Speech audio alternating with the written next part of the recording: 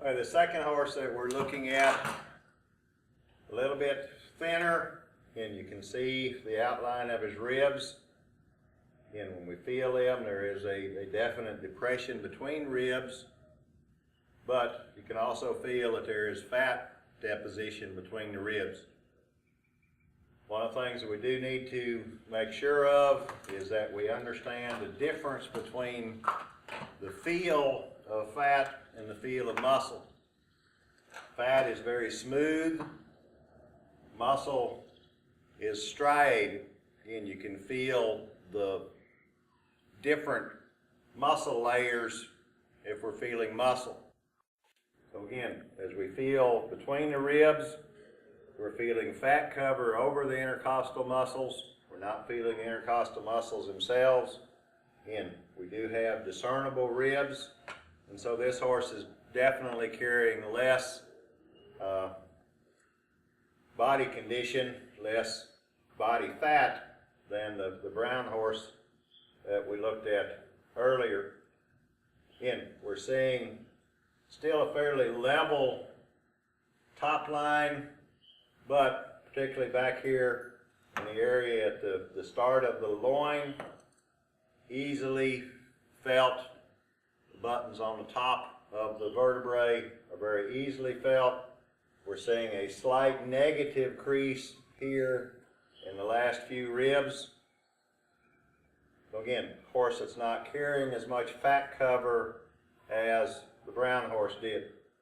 Withers, again, easily feel.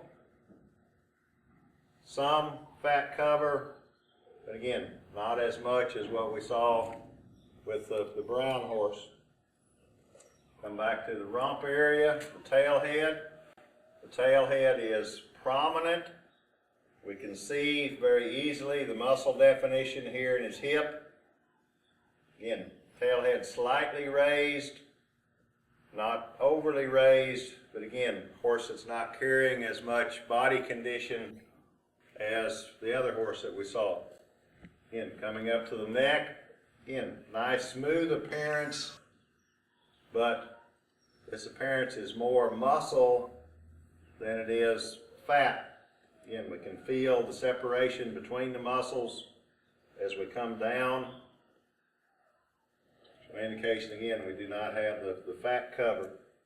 Again, essentially no fat at all behind the shoulder, no fat in the flank area. This horse will score body condition of 4. Again, this horse is very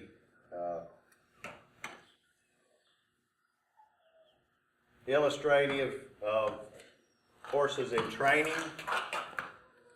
In fact, this is a 3-year-old that is in training, and again, it's difficult to provide excess energy to keep up with both the demands of training and the demands of growth at this stage.